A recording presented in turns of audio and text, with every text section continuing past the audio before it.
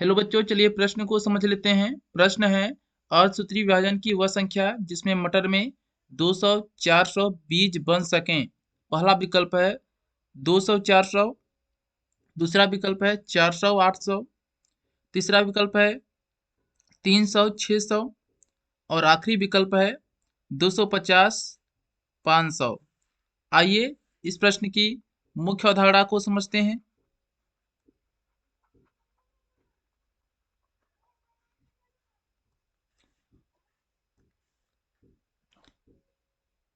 200 एवं 400 मटर के बीज बन सकें, इसके लिए कितने अर्धसूत्री विभाजन आवश्यक होंगे? आइए जानते हैं। सबसे पहले हम देखते हैं 200 मटर बीज के लिए कितने अर्धसूत्री विभाजन आवश्यक होंगे। 200 मटर मटर के बीज के लिए अर्धसूत्री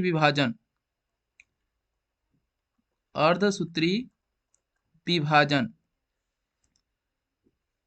200 मटर का बीज बनाना है तो इसके लिए नर युग्मक एवं मादा युग्मक आवश्यक होंगे।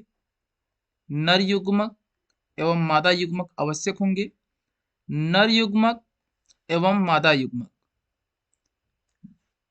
नर युग्मक एवं मादा युग्मक अर्थात अंडकोशिका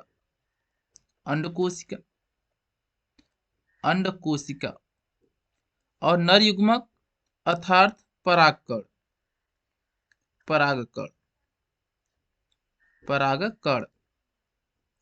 200 मटर का बीज बनाना है तो आइए देखते हैं किसकी आवश्यकता होगी। 200 नर युग्मक की और 200 मादा युग्मक की। तो आप जानते हैं प्यारे बच्चों, आप ध्यानपूर्वक समझें। जब एक लघु बीजाणु मात्र कोशिका में जब एक लघु बीजाणु मातृ कोशिका में जब एक लघु बीजाणु मात्र कोशिका में अर्धसूत्री विभाजन होता है तो 4 परागकण बनते हैं।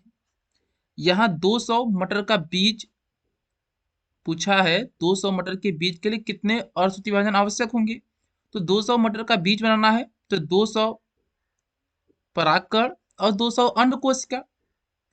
तो एक बार जब एक लघु बीजाणु मात्र कोशिका में एक अर्धसूत्री विभाजन होता है तो 4 परागकण बनते हैं।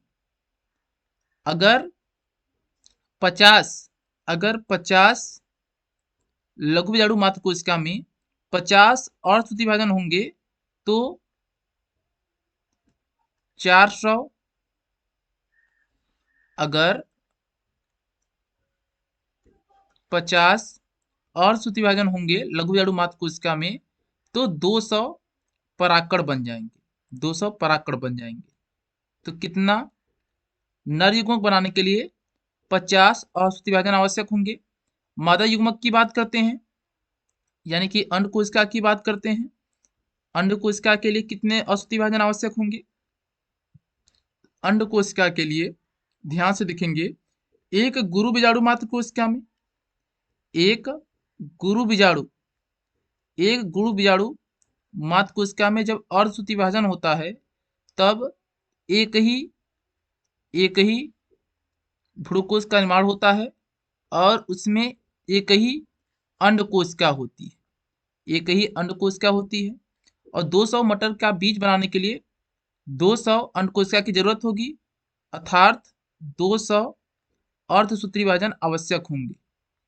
200 अर्धसूत्री विभाजन आवश्यक होंगे। 200 अर्धसूत्री विभाजन आवश्यक होंगे 50 नर युग्मक के लिए और 200 मादा युग्मक के लिए। पूरे 250 यानी कि अगर 200 मटर का बीज बनाना है तो इसके लिए 250 सूत्री विभाजन आवश्यक होंगे। इस प्रकार से आप 400 मटर के बीज का भी निकाल सकते हैं। 400 मटर के बीज के लिए तो 400 अंडकोशिका की जरूरत होगी, तो 400 सूत्री विभाजन होगा अंडकोशिका के लिए, 400 सूत्री विभाजन होगा अंडकोशिका के लिए, प्लस 400 परागकण की जरूरत है तो 400 परागकण बनाने के लिए 100 सूत्री विभाजन अर्थात 500 सूत्री विभाजन की आवश्यकता होगी। इस प्रकार से 200 एवं 400 बीज बन सकें इसके लिए 250 एवं 500 सूत्री विभाजन आवश्यक होंगे अर्थात आखिरी विकल्प सही होगा। इस प्रश्न का आखिरी विकल्प सही होगा। हम आशा करते हैं यह प्रश्न आपको समझ में आया होगा। धन्यवाद।